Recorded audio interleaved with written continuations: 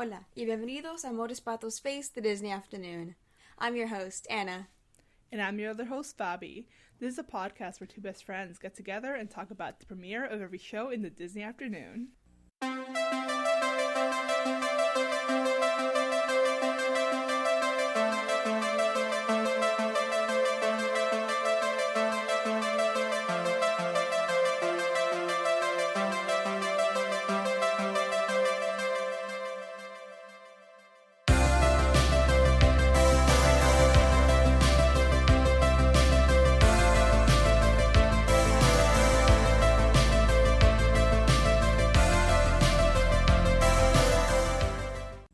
Yesterday, Baloo lost his airplane, the Sea Duck, to a bright young businesswoman named Rebecca Cunningham. That plane is my baby.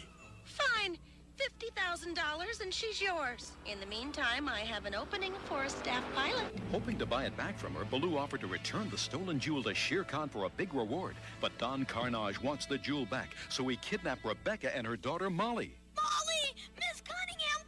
What will Baloo do now?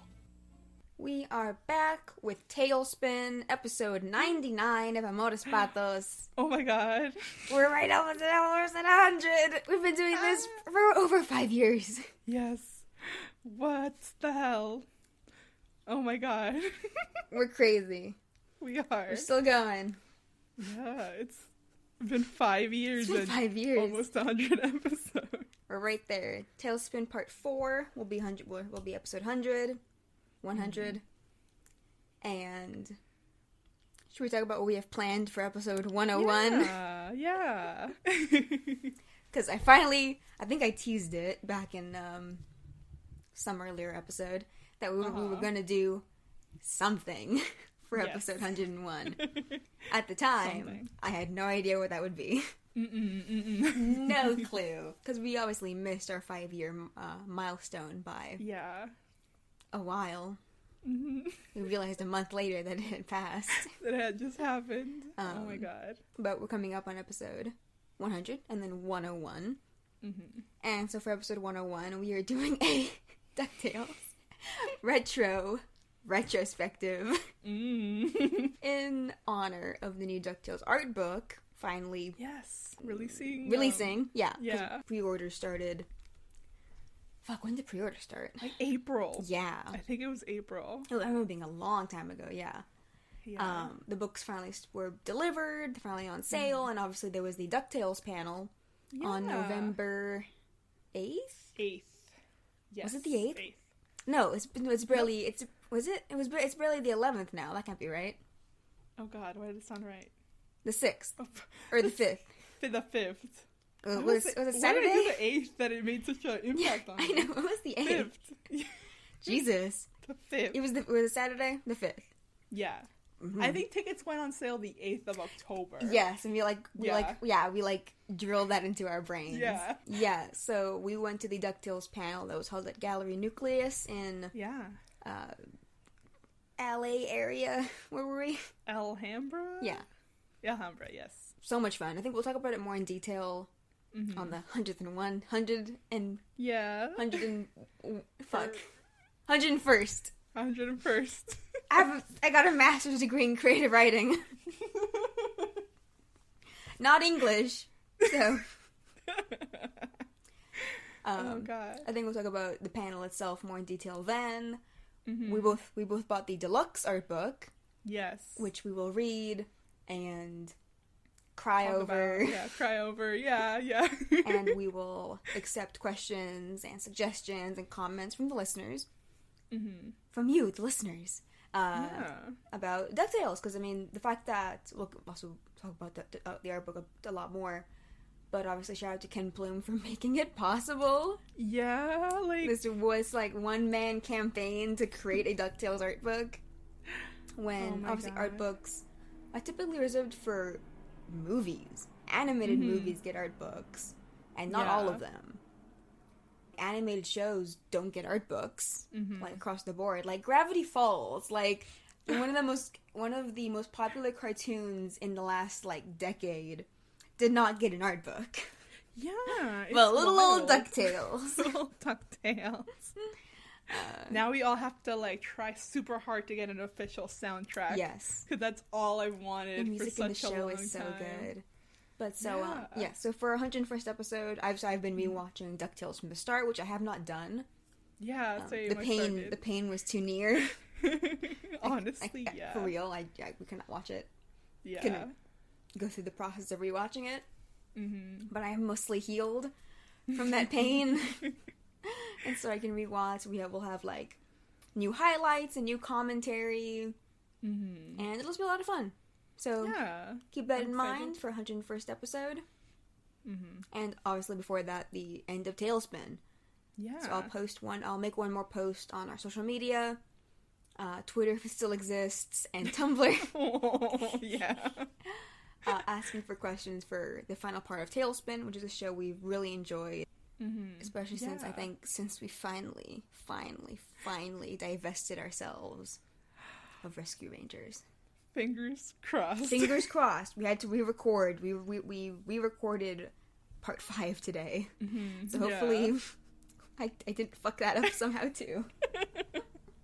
And now, without further ado, it is now time for the game show within our podcast. It is now time for Duck or False.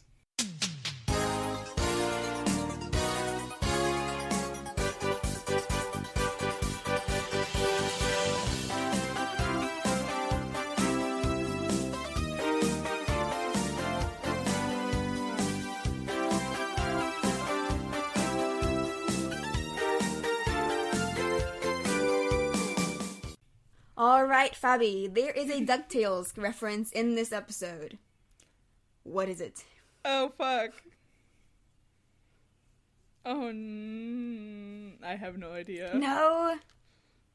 I'm not gonna tell you. No, I'm lying. During Karnage's song, I believe, or right before, he opens up the schematics for the ray gun. Spoilers for the episode. And in those schematics, there is a diagram of Armstrong's head, Armstrong the robot that Gyro created in DuckTales 1987, and on the other is Little Helper. Yes. Ah, damn, no, I did not catch that. Yeah, I caught it. As a self-proclaimed DuckTales expert. No, I caught it years ago when I was earlier watching Talespin. But I was seeing it again, I'm like, oh my god, yeah, I forgot that there's like that 1 second DuckTales cameo, which is a lot of fun. Yeah. I'll keep an eye out. Yeah, probably, I think Mark Zaslov worked on this. He did, and then Mark Zaslov was part of DuckTales, so that might have been him. I know Jim Magon also worked on DuckTales, so it could have been him, actually. Either one. Or no one. Someone else. Who cares? So yeah, there's a fun little DuckTales reference later in the episode. Ooh. Yeah, I think, should we start episode? Yeah. Right, so again, this is part 3, right? Yes, of Talespin, Plunder, and Lightning, part 3 of 4. We left off in this, like, completely destroyed building, the higher for higher building. And, I love just the sheer, just the level of destruction. Yeah. Like, they've ripped, like, filing cabinets open, just, like, real bastards. Like, it just looks awful. Yeah. Like, paper, just everything is, there's, like, a pipe that was, like, cut. They just tore the place apart just to be assholes. And, yes, obviously, Don Karnage left a ransom note that in order to obviously get Karnage and his pirates kidnapped Molly and Rebecca, and that they will exchange them for the stone.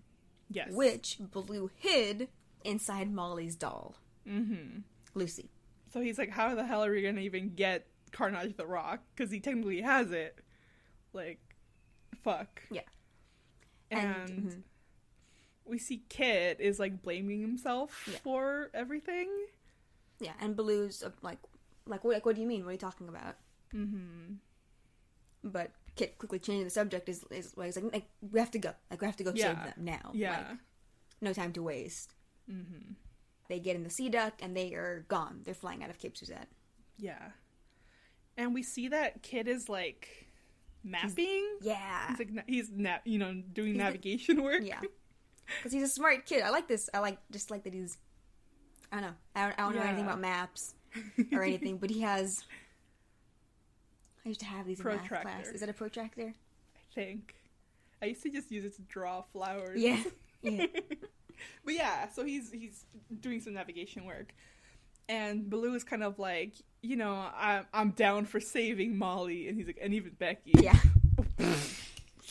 Hit the mic. And even Becky.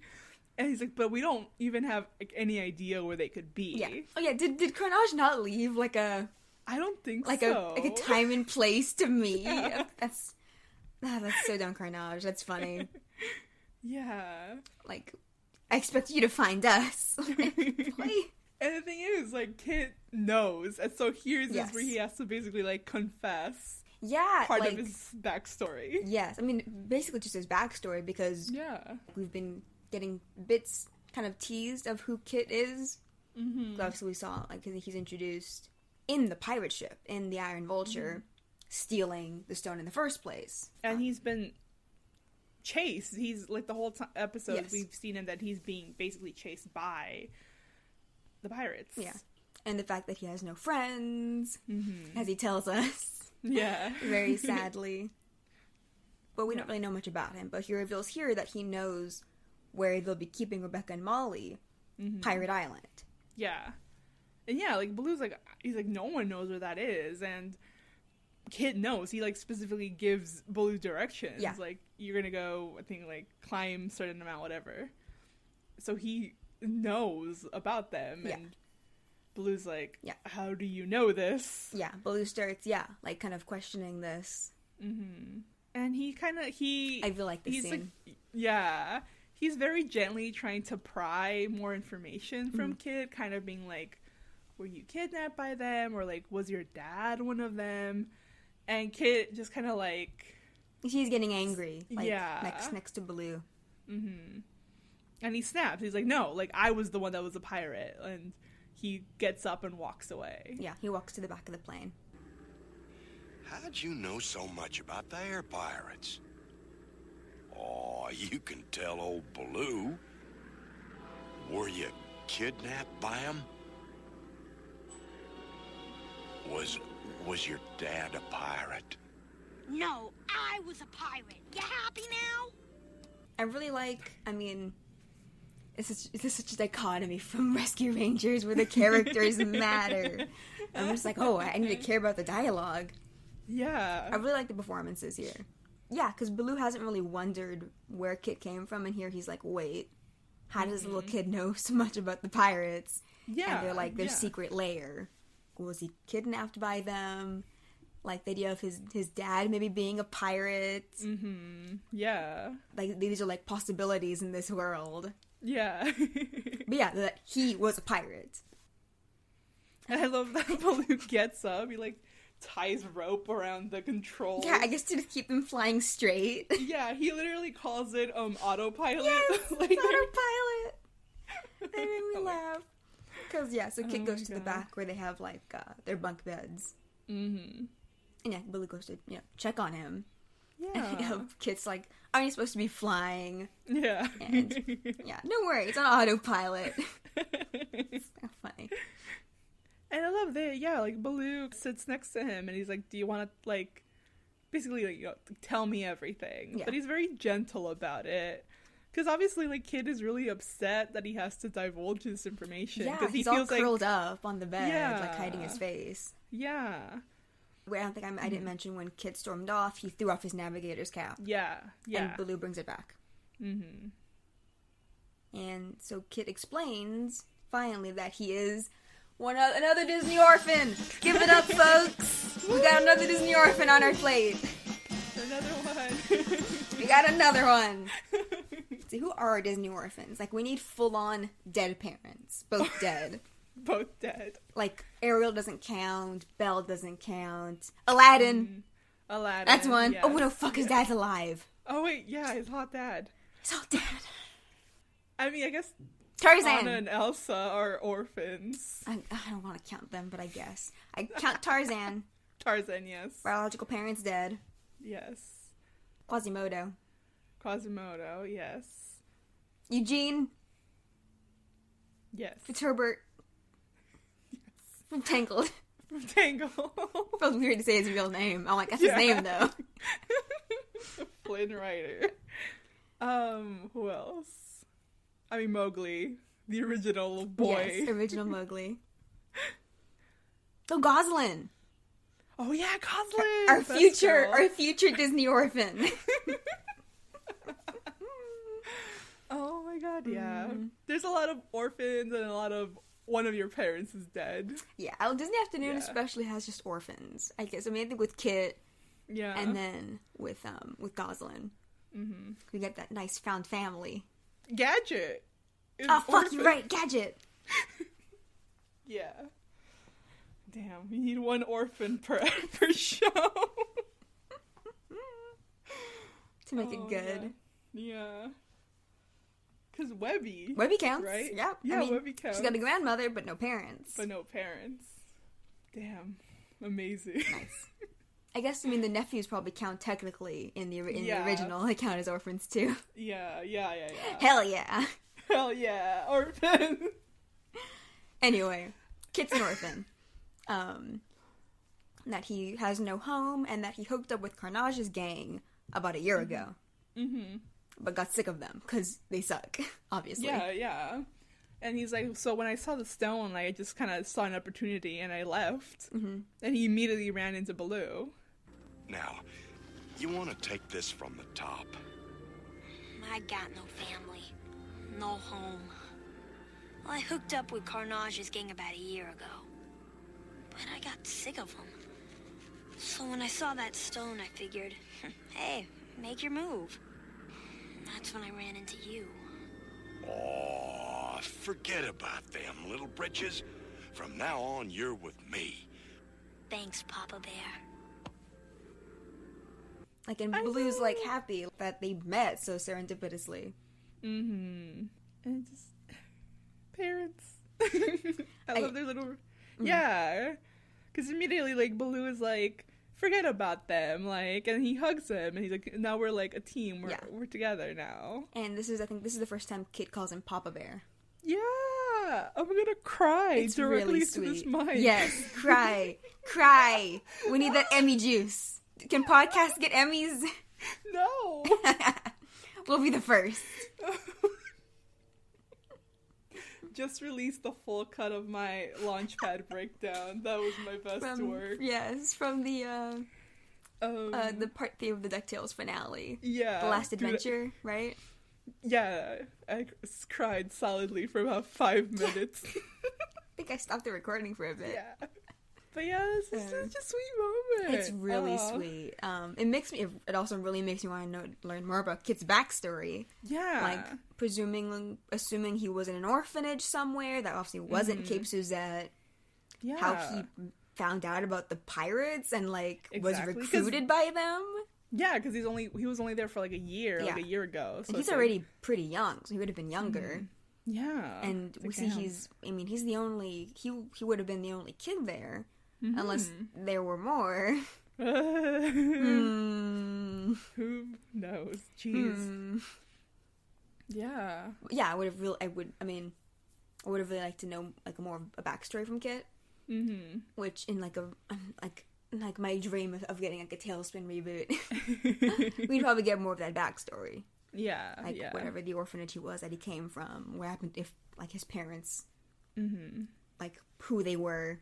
Hire Anna for the Talespin reboot. Hire please. Me. Let me write the Talespin reboot. It's never gonna happen, but I can dream. Do it. Please. There's fans. Talespin is such a good show. Reboot would be so fun. Yeah. I like that right at the start of this episode, like in the middle of what would have been the movie, we get, like, Kit and Baloo's relationship more firmly established. Like, they're a team. Like, Baloo finally opens... Kit finally opens up to Baloo fully, tells him the truth. He was a pirate. Yeah. He stole the stone from the pirates when he was one of them. Mm-hmm. And is trying to, like, start a new life. Start fresh. Yeah. Such a good sweet scene. And it makes what happens later even more painful. Yes! This is, like, the bummer episode, which I forgot about. Because I normally just watch all of them together. I've never watched them just, like, individually and so separated. And I'm like, oh dang, that's right. This is the bummer one. It does a good job. Like, we'll see later of like, here establishes for you, but like both the audience and for Baloo, like this like connection. Yeah. And then later it shatters it, and you're just like, fuck. Yeah. Like Baloo, like finally has like something he cares about. Yeah. He's established from the get-go as someone who does not like responsibility or want it. He wants to be free to just do his own thing. Yeah. But he finds this kid who they just click. Yeah. And he wants to be there for this kid and like be a team. Yeah. Be his dad. Be his father. and Kid calling him Papa Bear is very sweet. Like, yes. Yeah. Like, they're a team. They're a little family. So and they hug. Yes, they hug. It's so cute. Ugh, my heart. It's very sweet. Baloo's great. He's big and dumb, but he's great. He has a big heart. Yes. And from there, we cut to another con plane. Mm-hmm. And guess what's gonna happen to these guys? These poor guys. That we see this plane has, unlike the Bagheera imposter, there is both a pilot and a navigator in this plane. Yes. One of them is a panther who is not like Bagheera because the panther's not a black panther, and a very distinct design for the navigator. Yeah, he's like a puma. He's also a cat because all of the con employees are cats. Cats, yeah. He's like a puma or something. Mm-hmm. And they're kind of like the co-pilot is kind of like, oh, like something, like, you know, kind of like on the lookout. Mm-hmm. Yeah, and the pilot's like, it's fine, we're fine, and they immediately get attacked. Immediately get shot at. And since we mentioned how this was originally a movie and then it was cut up for syndication, one of the lines that was cut from the scene was, I think, the co-pilot or the navigator saying that a bunch of con planes have been attacked by pirates in the last few weeks. Yeah. And that's why he's anxious. Yeah. And so they immediately get set upon by the sky pirates. And the co-pilot runs to the tail gun, which I love that these planes need to have because of all the pirates. And and he shoots one of the planes down. Mm-hmm. One of the pirates we don't see a parachute. That guy goes down. No, that guy died. He died. And which is fun, awesome. Death. And then we see them like fly into like some denser like clouds. Yeah, the pirates are leading the con plane somewhere, and we see. I think this is our first real look at the Iron Vulture, right? Because the other times we had only seen it from. We saw in the first episode. We saw inside the Iron Vulture. Yeah. When Kit steals the stone, and then we see him jump out of it, but we never see it in full like this. Yeah, we don't get the full kind of the beak and everything. Yeah. And here we see the sheer scale of this thing. Yeah, it's this huge. It's insanely big. It's like like football fields wide. Like, I think maybe like a football, size of like a football field. Yeah. Like, because inside this plane, I can't even call it a plane. It's like inside this. It's like two blimps attached to like this giant plane hangar. Yeah. And so then it's the Iron Vulture, so like the beak, the opening, the hangar is open, and the con plane has no choice but to fly inside of it because it was hiding like in the smoke and in the clouds. Mm-hmm. And you literally get like the sense of scale because like the beak is open and the plane is like not the smallest thing, but it is like being consumed by this thing. It's great. It's amazing. And so the plane they have a bit of a rough landing, and there's like a net at the end where the plane's propellers get all tangled. So even if they wanted to try to escape, they can't. Mm-hmm. Yeah, it's just fun. Like, very like efficient capture. Like, even as silly as Karnage is, like, he's good at what he does. Yeah. Like, this is such a great way to plunder because you just like an animal, you just eat the plane. Yeah. And then you can steal everything, and then as we see drop them, you know, like it's good. It's fun. And the subtitles for this episode especially are so fucked. Oh yeah, they are. They're so fucked up. so I'm gonna semi-rely on them. Mm-hmm. And yeah, Karnage, through like a little megaphone, is like, "Hello, cargo plane. It is I, the plundering wonder, Karnage. Prepare to be boarded." I love his drama. He's very funny in this episode. I enjoyed Karnage a lot. And yeah, immediately the pirates getting to work. They are removing this plane's propellers. Yeah. They are tearing it apart. It's amazing. Yeah, like just taking everything from it. Yeah. And we see, meanwhile, above the roof of the Iron Vulture is a flight deck. Yeah, like a whole runway. Yes, yeah. Like, and we see more of just what the Iron Vulture looks like. There's propellers all along the roof, kind of also keeping it afloat. Yeah. It's massive. Like, we see a bunch of the small, huge, like, pirate planes land. And there's, like elevators? Yeah, like ramps, like, not ramps. Yeah. Like elevators, kind of. Mm-hmm. That, like, once the planes land, it lowers them inside the Iron Vulture. Just a real fun look at how much this must have cost. Yeah. Like, the amount of money and work put into making this thing work, and how, like, technical it all is.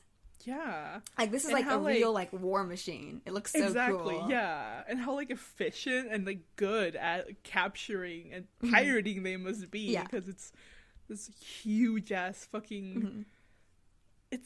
It's just huge. It's like, like we talked about the scale of it. Like, it's literally like buildings. It's like a warehouse in there. It's huge. Yeah. And just like, the amount of thought and detail put into all of it, I appreciate it a lot. Yeah. Especially for a random Disney cartoon in the 90s. A lot of thought and effort put into how this giant, like, flying plane hangar works. It has a flight deck, like, what are those? The military, the boats. Oh, the fucking... I keep thinking helicarrier, and that is the fucking Agents of S.H.I.E.L.D. Isn't that... Oh, God. Carrier? You're really bad is this the carrier? I think. Well, let me... Ship. Like an aircraft carrier? Yes! Yeah. Yeah. We are really bad at, like, transportation-based knowledge. It's, like, our biggest gap. I don't know why. Yes. The fact that they gave the Iron Vulture, like, an aircraft carrier, like, landing strip. Like, it's great. It's so much fun. I love it a lot. It's so cool. And it gives, like, a level of, a greater level of danger and, like, competence to the pirates. Yeah, when you see how... well put together their flying headquarters is. With Pirate Island too, like, there's a lot of, like, mechanics and shit, like and, like, hidden doors and, like, booby traps, all very cool. Yeah. Anyway, the con plane is being boarded by Karnage. And we are introduced to a new pirate. Yes, this is Ratchet. He's like the engineer? Like the engineer. Yeah. What is he? Is he also like a dog? I think he's like a dog, yeah. Yeah, he's not a cat. No. And I think he has a cold. Like, he, like, sniffles a bit. Oh, yeah. And he's kind of nasal, and he's wearing, like, a scarf. So I think he's meant to have, like, a cold. Which is fun. If I'm wrong, then I'm wrong. But I think he does. Ah, so nice of me to drop in. Check the cargo, Ratchet. Gold bars? No. Antiques? Nah. Jewelry? Hey, Captain! We hit the jackpot! Look! Fish bowls! Wait, look at his tail. Oh, wait. I'm going back. He has like a different tail. Wait. I'm waiting for him to walk by again. Yeah. Oh, wait. Fuck. What the hell is that? Exactly. Because he has, like, the face of, like, a dog, but he has a tail like a lion. Oh, he is not a lion, though. Look at his face. He's not, though. Exactly. He could have shaved his tail, I guess. Maybe. Just for fun. Or, like, cut it short and then left the tail, like, the end poofy. Yeah. He looks too dog-like. Exactly. He looks too dog-like. Unless he's, like... hybrid. Who knows? Yeah. Yeah. It looks kind of weird. But yeah, I mentioned the puma looking one has like whiskers. Mm-hmm. Cute look. But so Karnage sends Ratchet to look through the cargo. Mm-hmm. And he finds gold bars. Nope. Antiques. Nah. Jewelry. And the two pilots are like, what the fuck? Because the jackpot that he says is literally like fish bowls, like 5 fish bowls. Yeah. No, there's a couple of them, like 10. Yeah. And the pilots are obviously extremely confused. Mm-hmm. Like, why are they going after literally the most worthless thing we have? Yeah. Then Karnage has to be his like, line. Yeah, like, well, the worth is in the eye of who's doing the beholding, which is me. Like, he has a lot of fun lines. The victim persons, I must be off. Yeah. And the two pilots have their hands in the air the whole time, and they're just like, what the hell is happening? Yeah. And so Karnage leaves. All they take are the fish bowls. Mm-hmm. And as they're loading up everything else they took off the plane, it's just planes. They just took like stuff like off parts. of the plane. Yeah, they didn't take anything else from inside. And Karnage orders them to clear the area, and they're going to open the bomb bay doors, like the doors beneath the plane. Beneath the plane. And yeah, like the pilot and the co-pilot are in the plane when it drops. Yeah, because they're assuming they're still way up in the air. Yeah. And that they're going to fall hundreds of feet to their death. Mm-hmm. And because they don't have propellers anymore. No, yeah, there's no propellers. They're just a hunk of metal they're sitting in. Yeah. It's a big metal coffin. Mm-hmm. And so one of the pirates hits the release, and there's like alarms and flashing red lights. Yeah. And the poor pilots are like, "Don't you have any decency?" And Karnage reminds them that he's a pirate. I'm a pirate. And they fall. But Karnage is just joshing. He literally is like April Foolishness, because they drop, but not like any huge 30 feet maybe, and they drop like onto the ocean. Yes, yeah. So they're bruised, but alive. And it's a like all the planes are seaplanes. Yeah. So they just need to get rescued. No! Don't you have any decency? I am a pirate. I don't do decency.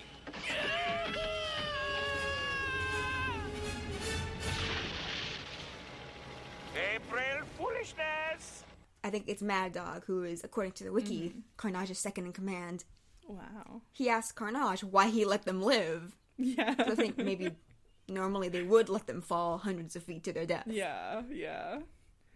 And then Karnage was like, I want them to tell Shere Khan what we took. Yeah.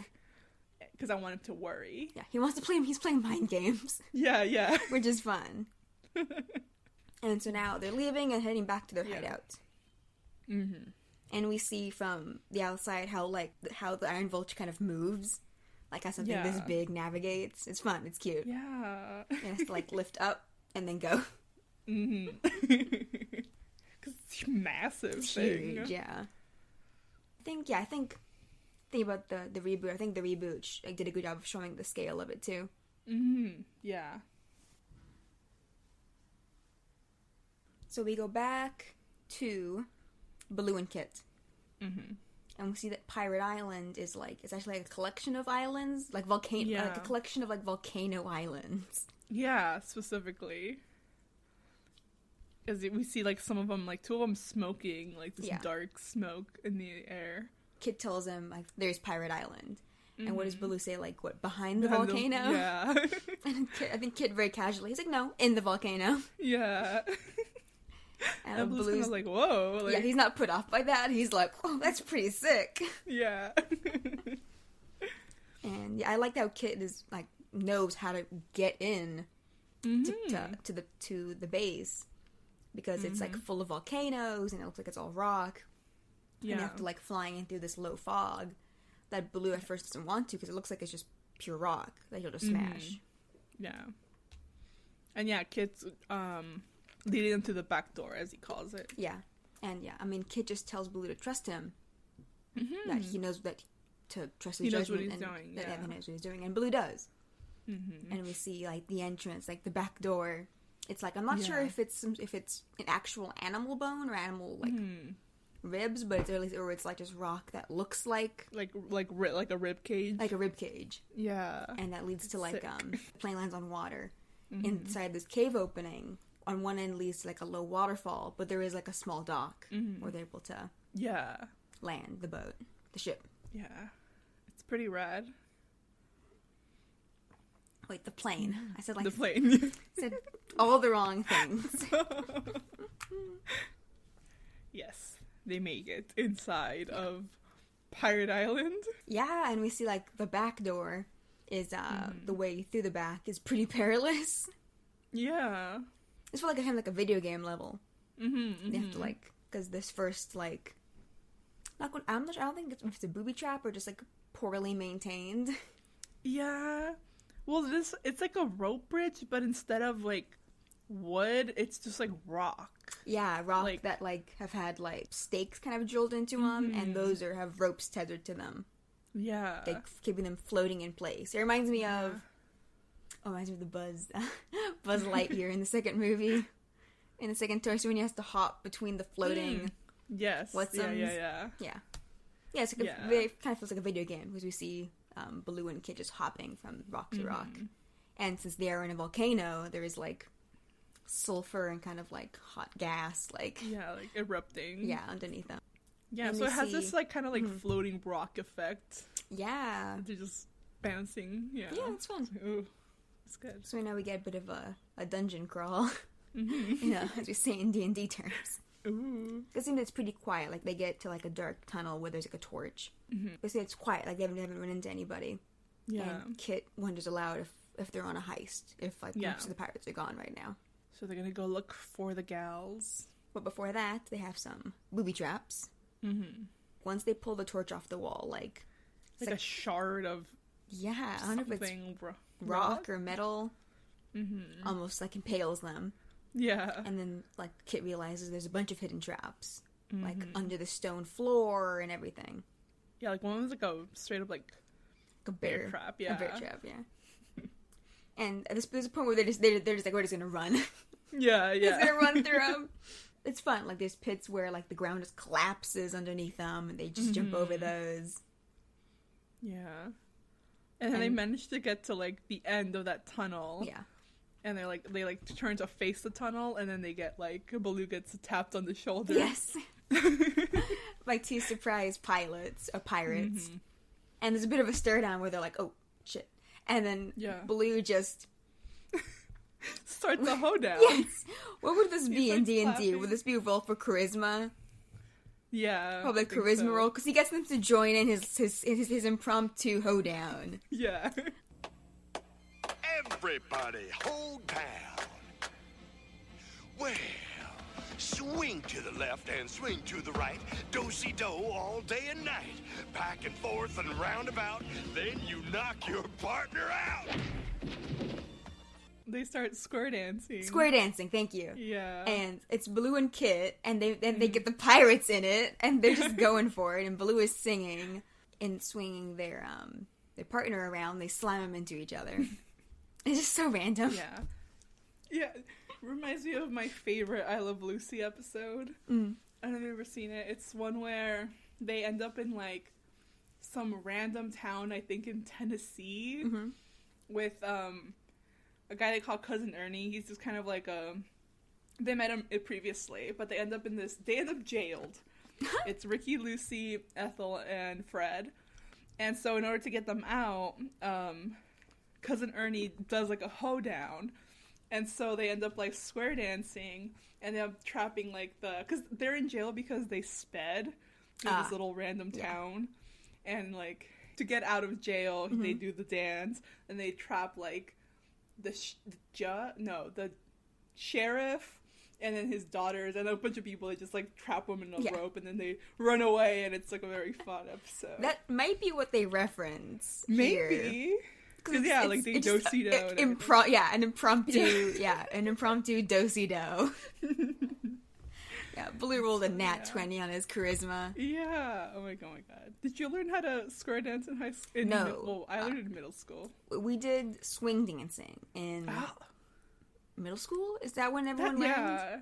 Because we did line dancing 7th grade and square dancing 8th grade. Oh god, no, yeah. We just learned swing dancing. That's one of the years. Way cooler. Yes, it is. Yeah, it works. It works. They knock out these pirates, and we see further in Pirate Island. I love it's just this network of caves. It's fun. We see in a cell are Rebecca and Molly. Yeah. And poor Molly, she's like, I don't like this place, and she's like obviously like scared. Mm-hmm. I mean, like, what can you do?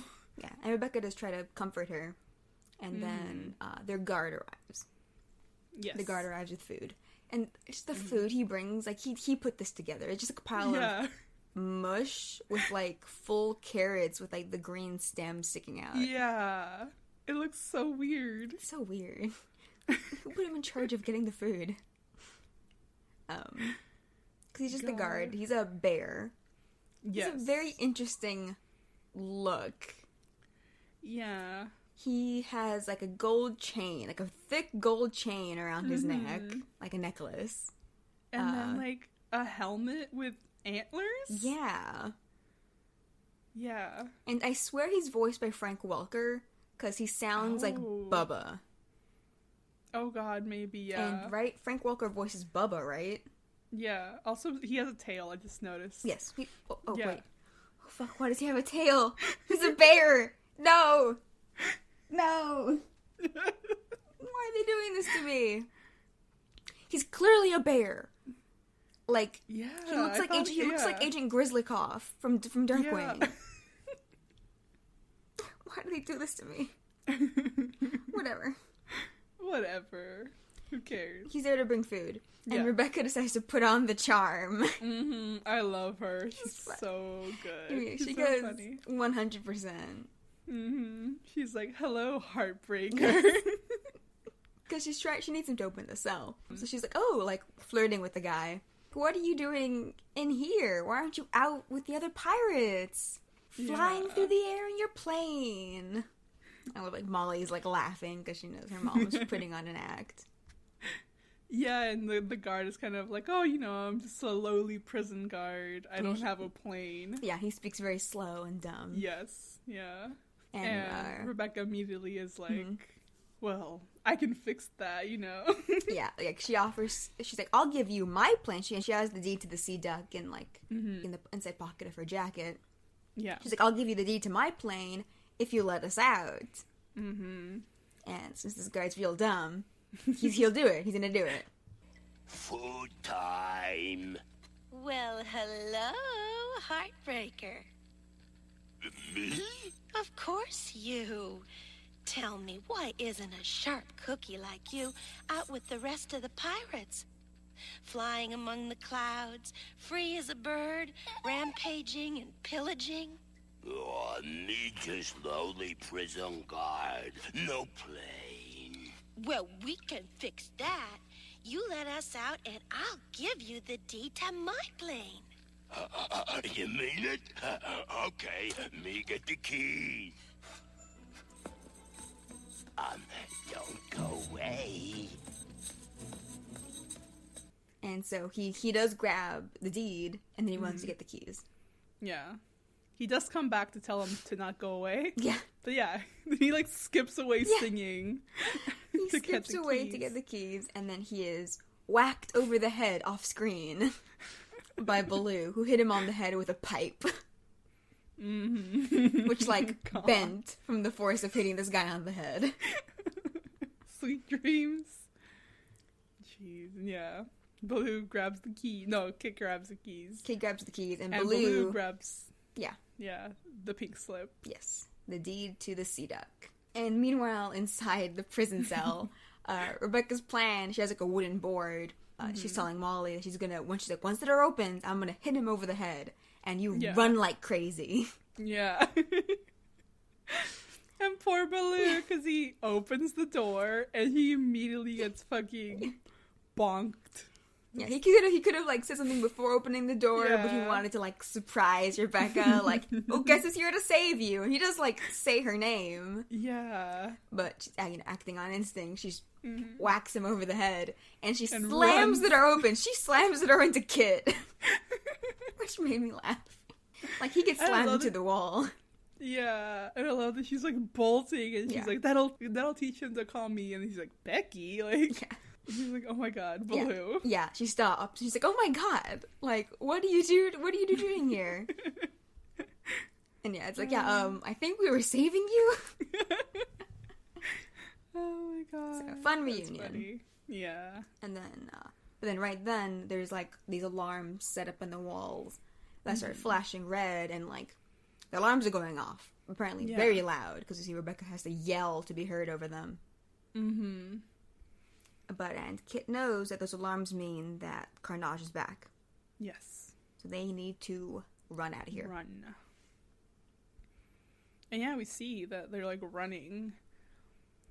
And like Rebecca, she's like, "Oh shit, my pink slip, like I need to go back and get it." And Baloo's like, "No, it's, safe where it should have been the whole time." I'm like, is that theft? I mean, according to what I know from Fast and Furious, if you have the deed, you don't need anything else. You own that car. Possession is 9/10 of the law. And we see from the outside the Iron Vulture landing. So Baloo and Kit, I'm not sure. I mean, I guess that like where they parked the Sea Duck. I mean, I guess is Karnage also entering through the back door? I think it's different. That's the thing. Right? I don't know why they went this way because because like the way they came in, there was no because the way Karnage is entering, there's a big secret hidden door. Yeah, that's going to open, and that's which not is different to what we saw before, which was just like an opening. Yeah, maybe because the booby trap that kind of fucked the passageway. They had to find another way around. Mm-hmm. We'll say that, and not that the writers forgot that they went through the other way. But we see before, I guess they can sneak past because there's this massive like hidden entrance because there's again like it's all caverns. Yeah, and the ways in and out for the planes are where there's water, and so like it's this massive. I don't know if it's like fake rock wall. Yeah, but there's some kind of mechanic that it like opens this massive door to let the Iron Vulture in, right? And we see that it is like being like led by like a smaller like ship. Is that a ship or a plane? Right, because that makes sense. Because like once it lands, it has to be like towed in. Yeah. Yeah. And right now, like Baloo and Kit and them all are hiding behind a bunch of crates, and they watch Karnage and the rest of the pilots all disembark. Yeah. Yeah, you see like how huge the Iron Vulture is. It looks tiny compared to it. They keep Baloo and Kit and everybody keeps trying to sneak past, and they're trying to just keep moving. And we see Karnage directs Ratchet to take all the fish bowls to his workshop and do shop work on them. Yes. And we see that like Don Karnage's pirates are kind of wondering what the fuck has been going on recently. Yeah, I love Mad Dog's. Well, 1,000 groveling pardons, Captain. Yeah. But why are we? Why have they been? Well, he asked first if we could ask one question, and my door is always open. Sometimes. Like, go ahead, ask. But the pirates. Yeah, they're wondering why they've been leaving all of the expensive loot. All the valuables and taking just weird shit. Yeah, he says like they've been swiping like flagpoles and wire, and now the fish bowls. The fish bowls. And you see Kit, Molly, and Baloo. They're all like hearing this because they're stuck behind piles of like canvas bags and like random junk. And Don Karnage doesn't explain at the moment. He's just kind of like, "This is why I'm the leader. Like you guys just don't see the vision." Yeah. Yeah, he like insults them. He's like, "Did that hurt your feelings?" And they do look all sad. Yeah. Mad Dog and Dump Truck. He's like, "Oh, I'm sad I hurt your feelings." And they look all sad. And he's like, "Good." The the worst. It's great. Yeah. I love he's just like this theater kid, like psychopath. Mm-hmm. Mm-hmm. He's the Jack Sparrow cosplayer that took it too far. Oh my god, yeah, for sure. He's Jack Sparrow before Jack Sparrow. Oh my god, yeah. He's so dramatic, but he's like a legit threat. Like, Yeah. Jesus Christ. Yeah, I like it. He gets a fun segment here. But yeah, because like, nobody gets his vision. Mm-hmm. And he's like, all right, I guess I'll just have to let you know. I'll have to tell you.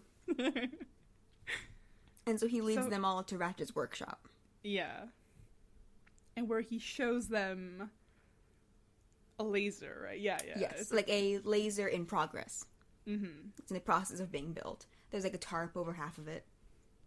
Mm-hmm. And this now is number 2 on our Disney Afternoon laser reveals. Woo! Lasers as revealed in the premiere of the show as part of the villain's master plan. Yeah. And like we said for Rescue Rangers, this show has the best use of the evil villain laser. Yeah. Without question. Like, yes.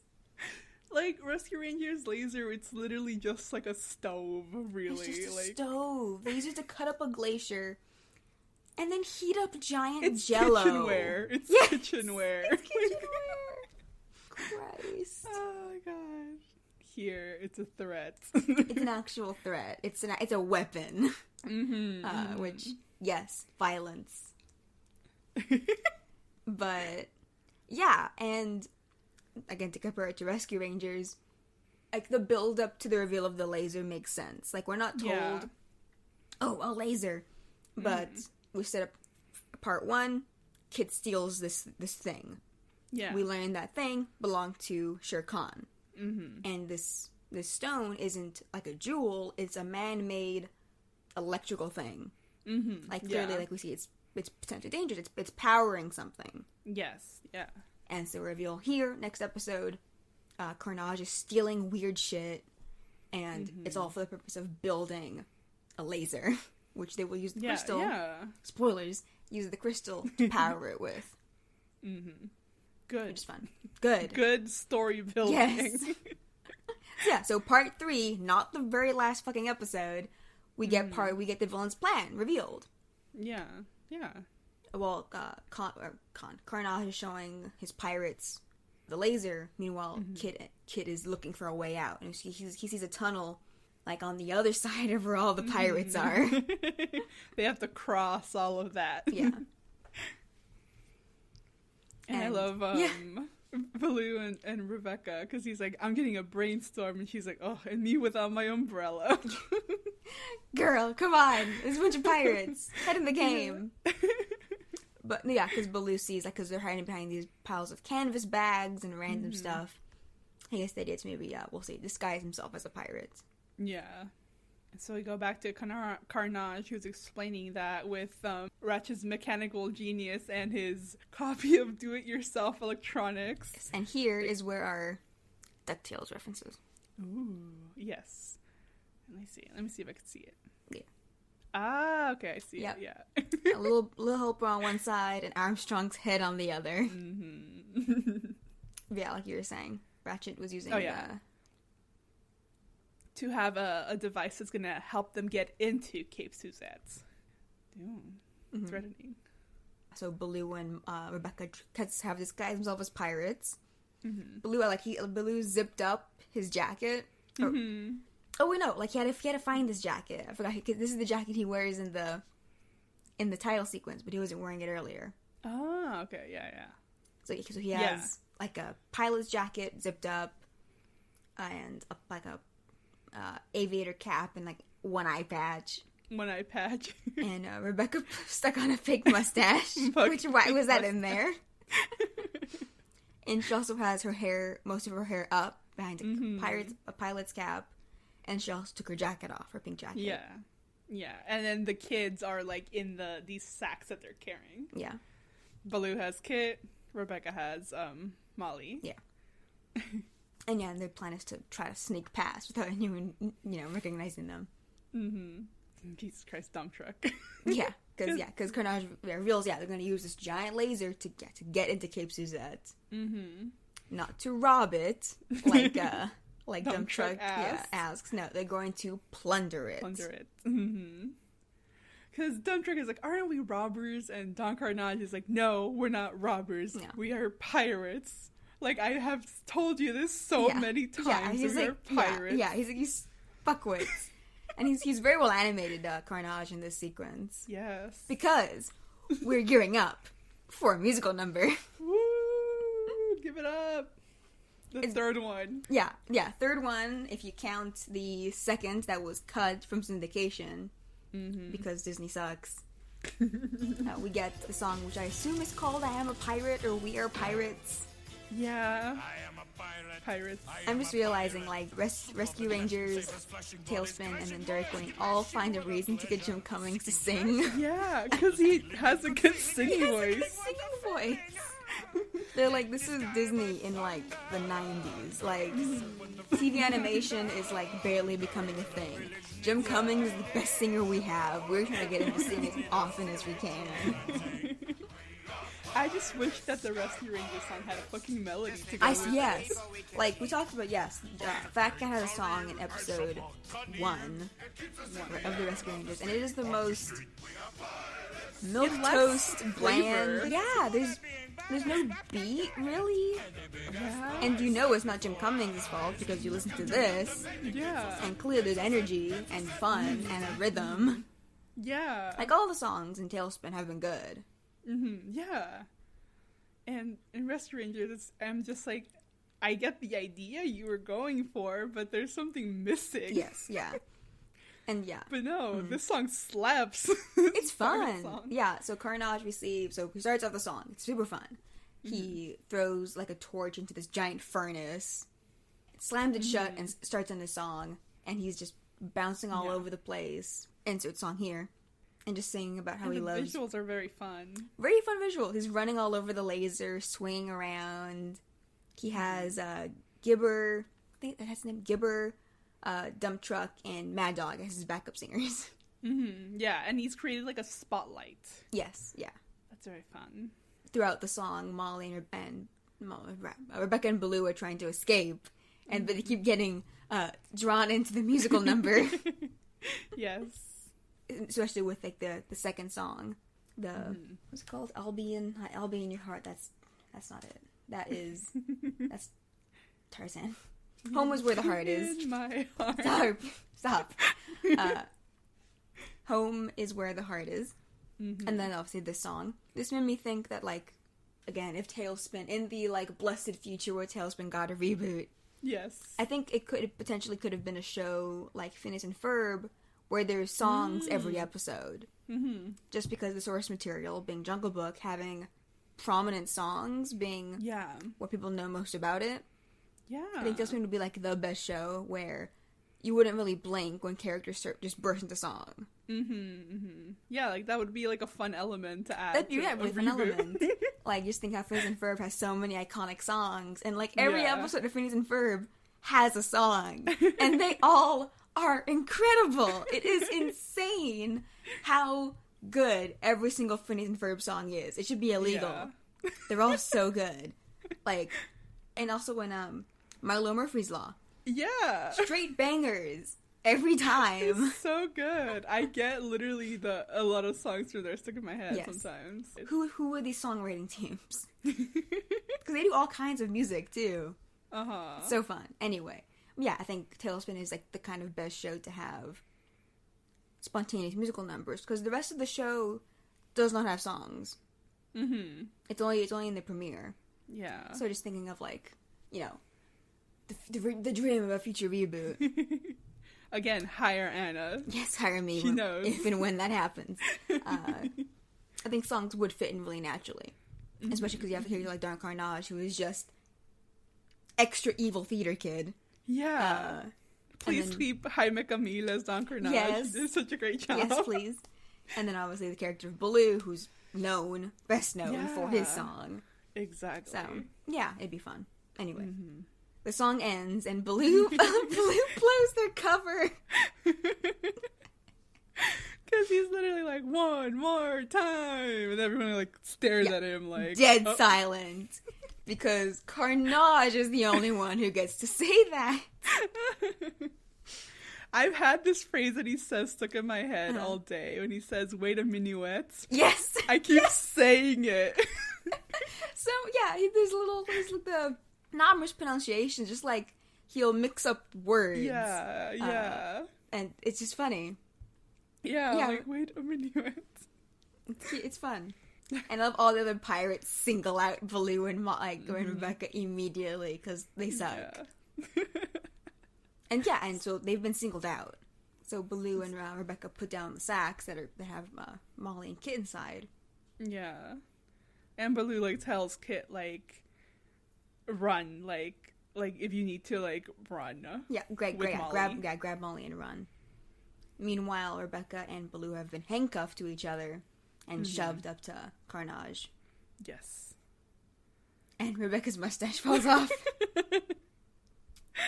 Oh my god. And yeah, like Karnage immediately, he's like, oh, it's the round furry pilot and the annoying business lady. He also yanks off Baloo's eye patch. Yeah.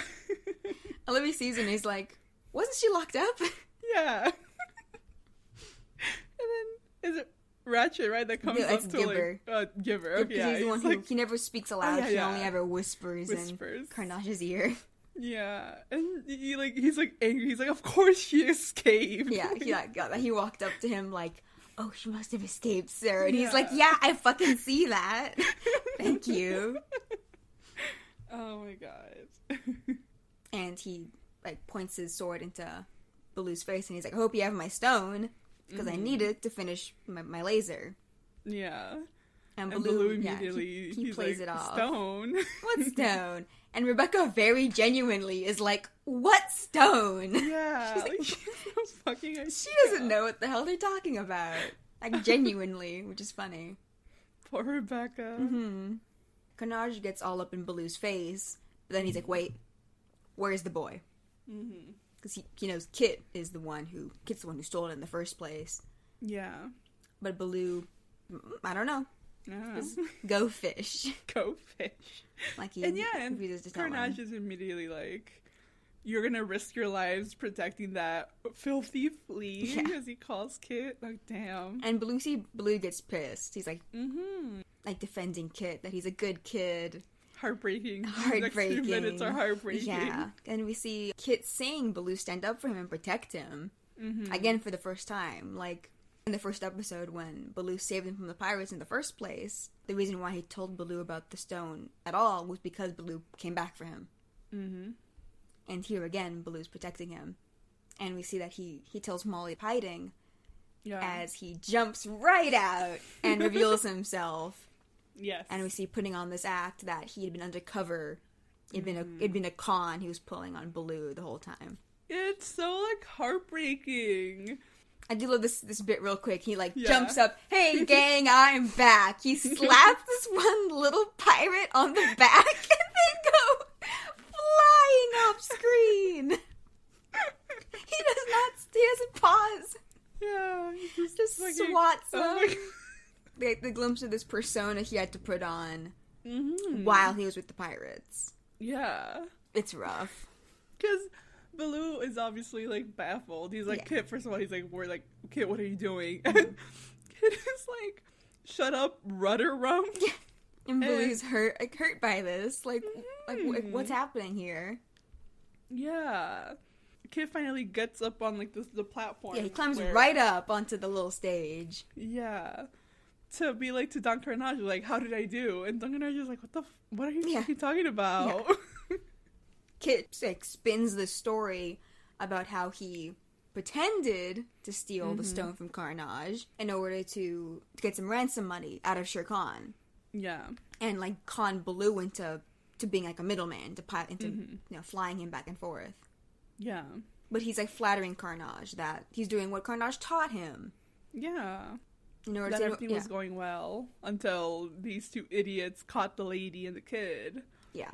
And while he's like flattering Karnage and spinning this story about wanting to, about how getting this ransom money, that he could have gotten $100,000. Yeah. He slips the key for the handcuffs out of Karnage's pocket or whatever. Mm-hmm. And while he's telling the story, he unlocks the handcuffs. Yeah. With no one noticing. Yeah. He uses his, like, foot to do it. Yeah. Because he grabs the key, like, with his hand and then drops it to his foot. And, he uses his foot to unlock the handcuffs. Like, he's putting on this sleazy, like... Yeah. Like, sleazy, like, con tough man guy. voice. Yeah. Like, the way he was kind of acting towards Baloo when they first met. This very... kind of standoffish... He's more sleazy here. Like, this is more sleazy persona. He's super good at doing the whole, like, con man revealing the con. Yeah. Kind of thing. Because we see him, like, Baloo is, like, upset. He's like, kid, like, I thought we were friends. And Kid is like... He laughs, right? Doesn't he just laugh in his face? Yeah. Relax, Captain. I bamboozled this bozo into bringing me back. Kid, I thought we were pals. Yes, I thought you were pals too. Nah, I was just using the poor jerk to give me the stone. And he fell for it. Very, very good. I like that. Then you will not mind if I blast them. I really like how hard they go with it. They don't like... He's not like, it's not a little half-assed, little like betrayal reveal. Obviously we know he hasn't betrayed them. Yeah. But that he goes so hard in like how he acts. Mm-hmm. Yeah. And you see like Baloo's like hurt and anger increase as he's revealing the con. Yeah. Like he hangs his like navigator's hat on Baloo's nose. He's like, and then I tricked this guy into bringing me back here. Yeah. And Baloo's pissed. Well, he's sad at first that he thought they were pals.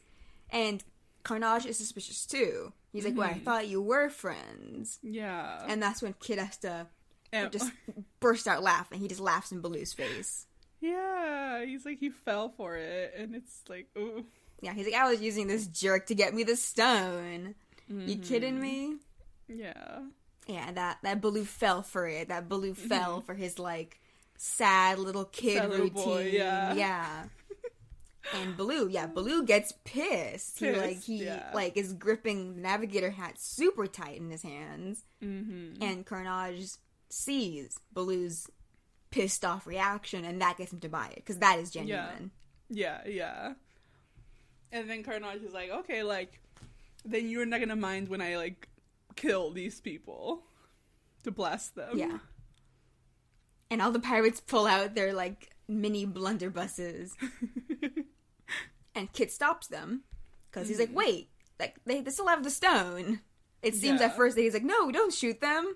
Yeah. But he's like, nah. You're forgetting. they still have the stone. And this is what totally sells it, which is great. Yeah, because he literally takes Lucy, Molly's doll, from her and, like, rips off her head. He rips her head off. Like, Lucy does not get repaired, I don't think. No. And takes, like, the ruby stone, whatever. Ready, aim! Wait, aren't you forgetting something important? Hey, you're hurting Lucy. Ah, shut up. Mommy! Ooh, he has even mean to children. Because when he yanks Lucy out of Molly's hands, she's like, no, you're hurting her. Yeah. And he tells her to shut up. Yeah, and like... he's just, like, crying. Yeah. There's no room or time to fit in, like, anything to try to comfort her. Yeah, no. He just tells her, shut up. Going for it. Yeah. Yeah, I'm like, oh. He's just selling it so well. Like, fuck. And Karnage is like, ooh, he's even mean to children. Because he needs them to believe that it was a trick, that they weren't involved. He doesn't care about these people. Like, yeah. Oof. And so, he takes the stone, hands it to Karnage. Mm-hmm. Yeah, just doing whatever he can to try to protect them. Yeah. But unfortunately, it doesn't work. No.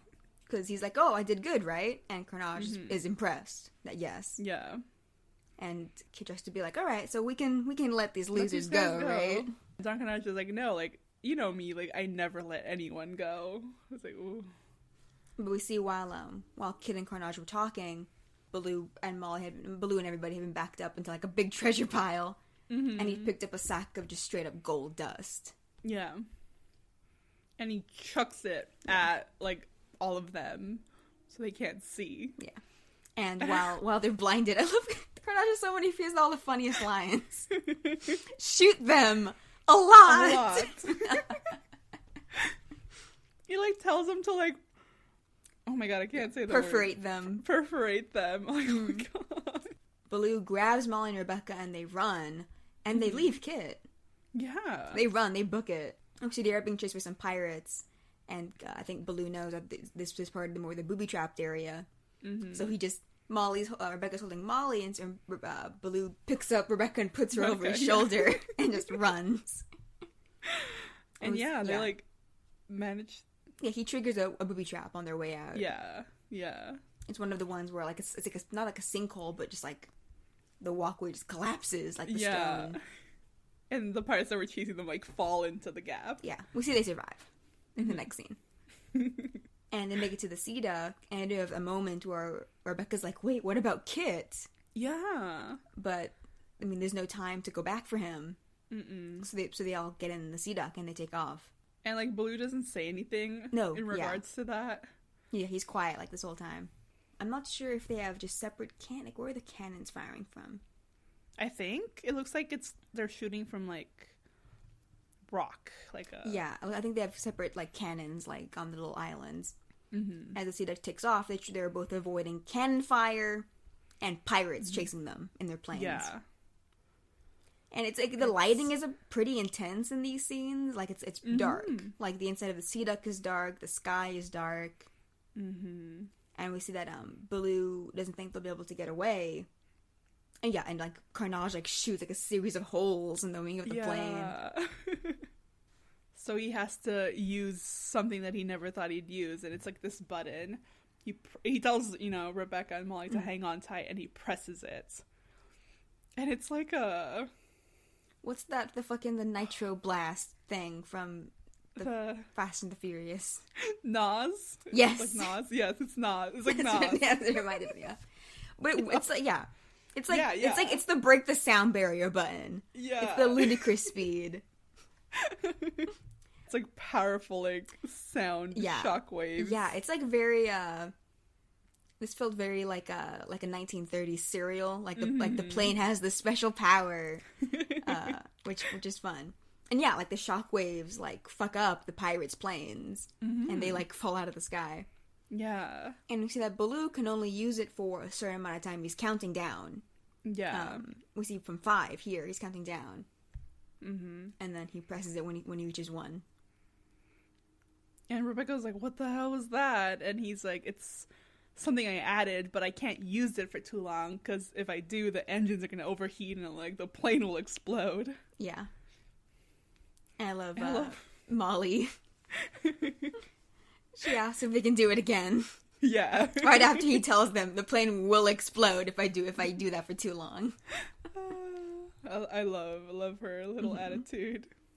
And here's the saddest scene in the episode, like the saddest shot in like the whole show, and one of them I've seen the whole show. This is top 5 saddest shots. Oh no! Oh, it's also very pretty. A very pretty shot. That's the thing. Yeah. So it's Kit left behind on Pirate Island. Yeah. He's standing at like the mouth of one of these, like just like a small cave. Yeah. They look like teeth. Yeah. Like shark teeth. Yeah, that he's like inside the mouth of like a monster. Yeah. And like it's this like orange like scene. You see like some like sun rays. And some, it's like almost dark clouds. It's gonna be sunset soon. Really nice, like light. But it's Kid standing here alone in like the jaws of the beast. Karnage walks up to him, welcoming him back to the family, basically. Yeah. and he ties that red bandana. I told you in episode 1 it'd be important later. He ties it back around Kit's neck. Yes. He's a little, like, indication that he was with the pirates. Mm-hmm. And he asks him if he's happy. And Kit's like, yeah, couldn't be happier. But he's crying. Like, he looks away. We see that he's crying. You did well, my puny protege. Happy? Yeah, couldn't be happier. Oh, it's so sad. So like, sad. he gave himself up. The fact that they did leave him behind, and that we can assume he had no plans of escaping with them. Mm-hmm. He did his best to make sure that they could get away, because he blames himself for all of this even happening. Yeah. And he probably thinks, like, they have no reason to, like, come back for me, because they believe that I betrayed them. Yeah. It's so sad. And I think, it might have been here or earlier where Karnage calls Kit's son. And just in this episode specifically, she, like, the juxtaposition of Baloo and Karnage as, like, father figures. Yeah. To Kit, which is interesting. Like, obviously, we don't get too deep into it, but, like, obviously he calls Baloo Papa Bear. There's a very, like, genuine moment at the beginning. And, like, who he had to be part of the pirates. This, like, shitty, abrasive, like, sleazy kid he had to be, and how it's what Karnage taught him to be like. Yeah. It's what he had to do to survive in this environment. Yeah, and Karnage, like, considering him a protege. Like, obviously Karnage would kill him or let him be killed in a heartbeat. But that he does see this, like, this little kid with, like, the potential to, like, be his protege, be, like, a little fucked up pirate too. It's interesting, yeah, and, like, in Karnage's weird, evil way. Yeah. Like, he likes the kid. Yeah, that's the thing. And, sadness. We're back in Cape Suzette. Yes. And, just like Rebecca and Molly are following Baloo around, how Baloo's barely said a word since they got back. And then but before they can really discuss anything, like, a black car pulls up next to them and takes them to they get kidnapped. They are all yanked into this limo. And I love, we see driven straight to con headquarters. And I love whenever we go to con headquarters, we start from the ground and we travel all the way up. I love that. I love that effect of just how fucking huge this is. Because, we see, like, them, like, I guess, get rushed into the building. Yeah. And then it goes up into the office. I love that. Yeah, very fun. And we see they get thrown into the office from the inside the elevator, where Karnage and a nerdy science bunny are waiting. And Karnage, so glad you could stop by. Like, they weren't kidnapped. What did I say? Did I say Karnage? We had a very long Karnage scene. But yeah. And I love Rebecca's immediately like, there are rules about this thing. Like, you can't just do this to people. And Khan's like, do you know who I am? Do you see my name on the side of the building? I own this town. We'll see next episode. He does. Yeah. I love that he has, like, a little, like, rose pin on his coat jacket, on his lapel. Ooh, yeah. I'm not sure what it means, or if it means anything, but it's a fun detail. He demands to know, like, where his stone is. And I love this, because he looms over to ask. Yeah. And we get this shot of Baloo where he looks like he's gonna throw hands right now. Yeah. He gets pissed. Because he's like, oh, this fucking stone again. Because, kind of let him through this whole rigmarole. And I love Rebecca. She's like, okay, before anything else, what the hell is this stone? Like, pirates are talking about it, kids talking about it, you're talking about it. Why did I get kidnapped by pirates for this thing? Yeah. Girl got kidnapped twice in, 2 days. Yeah. It sucks. She needs a nap. It's been a very stressful situation. And I love how, affable Khan is. He, leans back. Yeah. All right. Fair enough. I love his fair enough. Yeah. So he has this nerdy Dr. Bunny. Doctor. I don't like his hair. I think that's what bugs me about his design. He has too much happening. Yeah. And the hair's like a different color, so that also bugs me. You don't like his aesthetics. No. So we have this nerdy science bunny. Mm-hmm. I think he's voiced by Rob Paulson. I did not check. It's a familiar voice either way. Mm-hmm. He has like this shaggy, like beige, light brown. It's not quite brown. Kind of like, I don't know what color grayish brown.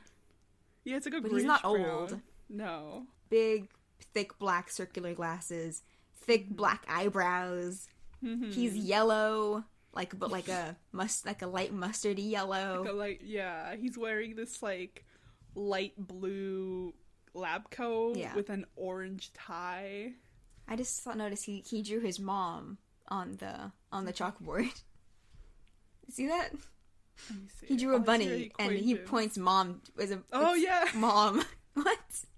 Was he just doodling while they were waiting for their kidnapped victims to show up? That's funny. Oh my god. But yeah, so he goes into this like nerdy ramble about how the stone creates electricity. Yeah. Like unlimited amounts, meant to power all of Khan's businesses. And then he's like talking about how like they only created one, and then like Shere Khan like picks him up by the throat. Yeah, because he starts like giving away kind of more like trade secrets. Yeah. And he's like, okay, shut the fuck up now. That's enough. You're good. I wanted him to like throw the bunny into like the chalkboard, but he didn't. So that kind of disappointed me. That's his trusted. I was waiting scientist. for him to. I think that's too violent for a cartoon like this. Maybe. Whatever. So yeah, so he's like, all right, you know what it is now. Now where is my stone? Mm-hmm. And Rebecca has to be like, we don't have it. Yeah. Don Karnage does. And Khan now turns to Baloo, and you know, because he was the one who was meant to bring it, and he's like, "Oh, I'm displeased," in his scary ass Tony J voice. Yeah, he like even like looks at his claws, like oh, you let me down. Yeah, like that's not gonna end well for you, considering I'm Khan and I own the police. Probably, most likely. Yeah, and Baloo has like a little breakdown. Oh yeah, don't tell me about being let down. Like I'm the expert at being let down. And he like Shere Khan has no fucking idea what this guy's talking about. Yeah, because he talks about how like you let someone get close to you and they stab you in the back, and Baloo's is tired of being used and working for Rebecca. Yeah, he points at her. He points at Khan. He points at the rabbit. I think. Yeah. And he's just like, leave me the fuck alone, and he leaves. Yeah, like Rebecca's like kind of struck silent, and I think Khan realizing like, okay, yeah, this guy's gonna be no help. Yeah, he's like, he's I'm not even gonna bother with threatening him again. A very emotional man. Yeah, he's like, all right, you guys can go. Yeah. I am displeased, Baloo. You have let me down. Don't tell me about being let down, mister, 'cause I'm an expert. You let someone get close to you and they stab you in the back. Well, I'm sick of being used, and I'm sick of working for you. And I'm sick of your stupid stone, so y'all just leave me alone. A very emotional man. Yeah, Khan's great. He's fun. Yeah. Like, the show uses him really well. Like, he's never... We see him a good amount in the show, and he never feels over or underused. He's always fun when he shows up, because you never really know if he's gonna help, or if he's gonna try to kill them all. Yeah. I do love that he's kind of like, tell me where this is, and he's like, okay, fair enough, Rebecca. Like, I'll tell you what the fuck is happening. Yeah, I'll fill you in. Anyways. Yeah, now, back on topic. And the rabbit tries to... like, be like, wait, but we still have to talk about the stone, but he dismisses them all. Yeah. Yeah, he just turns around, like, I'm not talking to you anymore, get out. Yeah, I think because now he knows where the stone is, that Karnage has it. We see spoilers for next episode. He's gonna have to plan for that now. Yeah. And then we go to the next scene, which is also a very beautiful shot, but it's also very sad. Real sad. Very pretty. And we see that Baloo is all packed, and he is walking towards the seed duck. He is leaving. And Rebecca's trying to get him to talk to her. And he's being very cheerful. Yeah. He's like, oh, I'm out of here. He's like, maybe I'll try Louis. I'm out. He's gonna start somewhere fresh. Yeah. And Rebecca tries to be like, that's my plane though. Like, you're leaving with my plane. And Baloo's like, nope, I own it. Like, I have the deed, the pink slip. Yep. And I did forget to mention, because Baloo, we see, he's like, well, and he's like, so there's no hard feelings or anything. Here's like a sack of like gold and jewels that he got from the pirate cave. Which I did forget to mention, we do see him grab. Okay, yeah. We do see him grab it as they leave. So yeah, so he hands her this pile of gold as compensation for the plane. He's being very cheerful and chill. Yeah. But Rebecca obviously sees through it in a second, because also Molly tries to get him to stay. Yeah, she's like, please don't go, and he's like, I gotta go, like, the sky's calling. Yeah, and I'm gone, like being just like very superficial. Yeah. But yeah, and then Rebecca's like, she's like, it's not about the plane or me, it's Kit. Yeah. And Baloo immediately, that sets him off immediately. This isn't about the plane or the stone or even me. It's Kit. Oh, what are you, the pirate den mother? Baloo, I know it looks like he's betrayed us, but think with your heart, not with your head. Forget it. From now on, I fly solo. And goes to leave, and Rebecca's like pleading Kit's case, like, he didn't really betray us. That it looks like he betrayed us, but I don't think that's what happened. Like, it doesn't feel right to her. And I like that she says, think with your heart, not with your head. They know Kit that he wouldn't do this, but Baloo won't hear any of it. He gets in his plane. He's flying solo, as he says from here on out, and he takes off. He leaves. Yeah. And we see Rebecca has to quickly herd Molly away from the dock because the plane propellers start up. Yeah. And the little shot of Molly like crying. I know. It's just because they lost Kit and Baloo like within 2 days, a day. Yeah. Yeah, and this like last shot that we end with is Rebecca just kind of talking to Baloo, as he leaves, that she doesn't believe that Kit's gone bad. Yeah, more like less when Baloo's gone, but it's more to her. Like it's more, thinking aloud. Like she can't believe that Kit's gone bad. And I mean, the scenes between Rebecca and Kit have been very sweet. Like, especially with the cut scene with the song. Yes, all very significant scenes between Rebecca and Kit, showing that she trusts him. He starts to trust her and like her. So they have their own bond, kind of separate from Baloo. Yeah, That is also really sweet. And she's a mother. She already has a kid. So that's why I think it's easier for her to be sympathetic and to see that there's something else going on. Meanwhile, Baloo has been alone for however long. Yeah. And we see has kind of forsaken all responsibility and genuinely caring about anything other than his plane and flying. Yeah. And so this is like the first time, as far as you know, he actually cares about somebody. When he actually cares. Yeah. Like, bites him in the ass. Yeah. So he's like, fuck that. From what he can tell, it looks like it immediately blew up in his face. And he's hurt. And he's never had to deal with something like that. Especially with something like where he like trusted somebody and he thought they trusted him. And it's sad, and you get why he gets so mad. But it's like he's cutting off his nose to spite his face. Like, he doesn't want to see reason to risk getting hurt again. Exactly. In case it's wrong, in case it isn't true.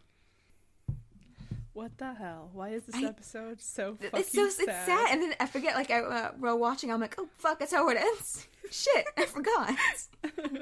It ends with Baloo flying off, Kit, Molly and Rebecca crying, Kit's off there alone in the middle of the pirate den crying. Oh, God. And sadness it's all around. Enveloped in this, like, sunset, like, orange. Yeah.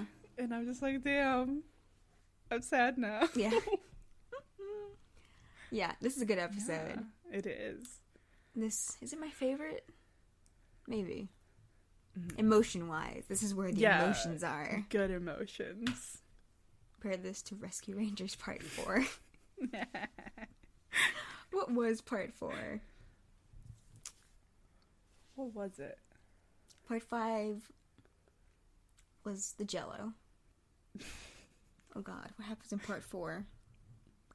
Is it the prison breakout? You mean the prison kidnapping? Oh, or the... Oh god, the yeah, pound. The pound. The pound, yeah. Christ.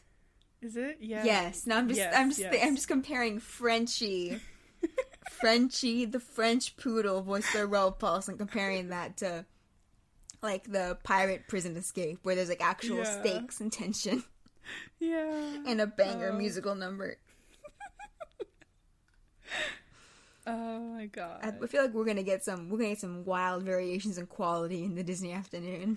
Oh, I know. God. I mean, fortunately, after Talespin is Darkwing. Yes. So I'm excited. But I've like never seen Mighty Ducks, so I don't know what to expect. I'm scared. I watched the first part of the premiere. It's a 2-part premiere. Mm-hmm. It was something. I watched it a couple years ago, though, so... Oh, yeah. We'll see. But Mighty Ducks isn't for a while, chronologically. I'll have to look at my Google again. It's after Darkwing. Darkwing's 91. I think Goof Troop is 92. Mm-hmm. I'd have to double check. I always forget something in the middle. Yeah. Anyway, that's the end of Talespin Part 3. Yes. It's very good. Very fun. Emotional episode. Mm-hmm. Like, to like a surprising level. Like... No, yeah. I saw it, like... I think I saw all 4 episodes in one go, like, over 2 months, like, 2 months ago. Mm-hmm. And then seeing it again, I was like, damn, like, there's multiple, like, hard emotional beats. Yeah. And they're good. Like, they have good payoff. Yeah, and the fact that they do hold up, even for you know, for a cartoon from the 90s or whatever. Yeah. So I just started wondering if the Talespin characters ever show up in House of Mouse. Oh. Do that. I need to figure that out. I know they show up as Jungle Book characters. Oh, they probably don't show up as Talespin characters if they show up as Jungle Book characters. Yeah. Fuck. These are the superior ones. Fuck. We do see a teenage Max Goof in House of Mouse. Oh, yeah. There's an episode of he and Roxanne go on a date. Ooh. And Goofy's trying to, like, organize it all. It's very cute. Anyway, completely off topic. Yeah, I think that's it. We did not get any questions. No. So, which bums me out. Come on, guys. Talespin's fun. We want to talk about this. I want to talk about Talespin. So I'll make another post before we record part 4. If you have any questions about Talespin, comments, thoughts. Yeah. This is your last chance. Last chance to talk about Talespin. Yeah. Yeah. And again, our 101st episode will be about the DuckTales art book and a DuckTales retrospective. So do your reading ahead of time. Yes, do your reading. We're going to be referencing page numbers. Oh my god, yeah. But yeah, find us on Twitter, if it still exists, at Amores Patos. Or if it doesn't exist, or even if it does, find us on our Tumblr at Amores Patos Podcast. We can also be reached at our email at amorespatospodcast@gmail.com. A special thanks to August for our cover art. Love it. Leave us a review. Yes. I have not checked. I keep forgetting to check. No, I checked earlier. We get like 1 review a year. If you want to be second one this year. Be our second one this year, guys. We would greatly appreciate it. Yes. And... oh, check out our merch store. Yes. Holidays are coming up. We have a lot of Christmas shirts, a lot of DuckTales shirts. They're amazing. Glom Wheel, Don't Drink the Toner. Yes. Amazing shirts. Yes. I'm very proud of them. And yeah, I think that's all. Saludos, amigos. Saludos, amigos.